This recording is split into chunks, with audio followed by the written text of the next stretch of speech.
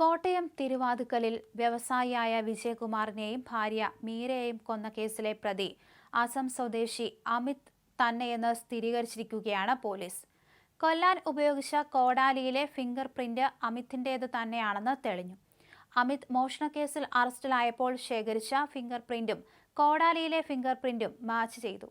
വീടിന്റെ കതകിലും വീടിനുള്ളിലുമടക്കം വിവിധ സ്ഥലങ്ങളിൽ ഫിംഗർ പ്രിന്റ് പതിഞ്ഞിട്ടുണ്ട്. വിരലടയാള വിദഗ്ധരുടെ വിശദമായ പരിശോധനയിലാണ് ഇത് സ്ഥിരീകരിച്ചത്. ദമ്പതികളുടേത് അതിക്രൂര കൊലപാതകമെന്നാണ് പോലീസ് പറഞ്ഞത്.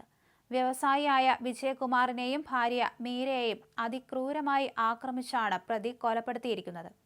വിജയകുമാറിന്റെ വീട്ടിലെ ഹാളിലും മീരയുടെ മൃതദേഹം അകത്തെ മുറിയിലുമാണ് കണ്ടെത്തിയത്. മൃതദേഹങ്ങൾ വിവസ്ത്രമായ നിലയിലായിരുന്നുവെന്ന് പോലീസ് പറയുന്നു. ആക്രമിക്കാൻ ഉപയോഗിച്ച കോടാലി വീട്ടിൽ നിന്ന് കണ്ടെത്തി. വീടിന്റെ പിന്നിലെ വാതിൽ തകർത്ത നിലയിലായിരുന്നു. അമ്മിക്കല്ല് ഉപയോഗിച്ചാണ് വാതിൽ തകർത്തത്. മുഖത്ത് ആയുധം കൊണ്ടുള്ള മുറിവുകളുണ്ട്. വീട്ടിലെ ജോലിക്കാരി എത്തിയപ്പോഴാണ് രണ്ടുപേരെയും മരിച്ച നിലയിൽ കണ്ടത്. തുടർന്ന് നാട്ടുകാരെ വിവരം അറിയിക്കുകയായിരുന്നു. അതേസമയം മോഷണ ശ്രമം നടന്നിട്ടില്ലെന്ന് പോലീസിന്റെ പ്രാഥമികമായ വിലയിരുത്തൽ. കൊല്ലപ്പെട്ട രണ്ടുപേരുടെയും ശരീരത്തിലെ ആഭരണങ്ങൾ നഷ്ടപ്പെട്ടതായി സൂചനയില്ല.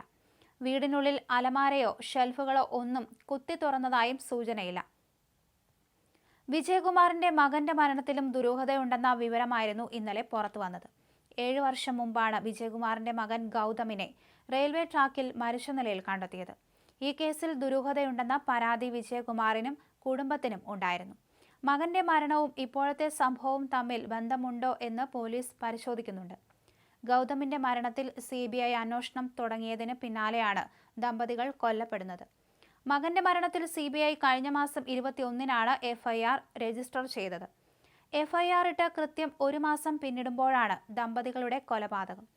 വിദേശത്ത് ബിസിനസ് ചെയ്തു വരികയായിരുന്ന വിജയകുമാർ പിന്നീട് നാട്ടിലേക്ക് താമസം മാറുകയായിരുന്നു. മകളും മകനും ഭാര്യയും ഉൾപ്പെടുന്നതായിരുന്നു വിജയകുമാറിന്റെ കുടുംബം. ഡോക്ടറായ മകൾ അമേരിക്കയിലാണ്.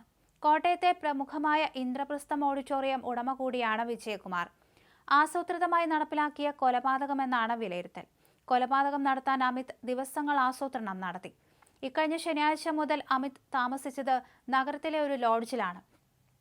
ഇതിനിടയിൽ പലതവണ വിജയകുമാറിന്റെ വീടിന്റെ പരിസരത്തെത്തി കാര്യങ്ങൾ നിരീക്ഷിച്ചു. തിങ്കളാഴ്ച രാവിലെ ലോഡ്ജിൽ നിന്ന് റൂം വെക്കേറ്റ് ചെയ്തു. വൈകിട്ട് കോട്ടയം റെയിൽവേ സ്റ്റേഷനിലെത്തി പ്ലാറ്റ്ഫോം ടിക്കറ്റ് എടുത്ത് അകത്തു കയറി. രാത്രിയോടെയാണ് കൊലപാതകം നടത്താൻ പോയത്. ലോഡ്ജിൽ നിന്ന് അമിത് പുറത്തേക്ക് വരുന്നതും റെയിൽവേ സ്റ്റേഷനിൽ പോകുന്നതിന്റെയും CCTV ദൃശ്യം പോലീസിന് കിട്ടി. അതിന് പിന്നാലെയാണ് ഫിംഗർ പ്രിന്റും അമിതിന്റേതാണെന്ന് തെളിഞ്ഞിരിക്കുന്നത്.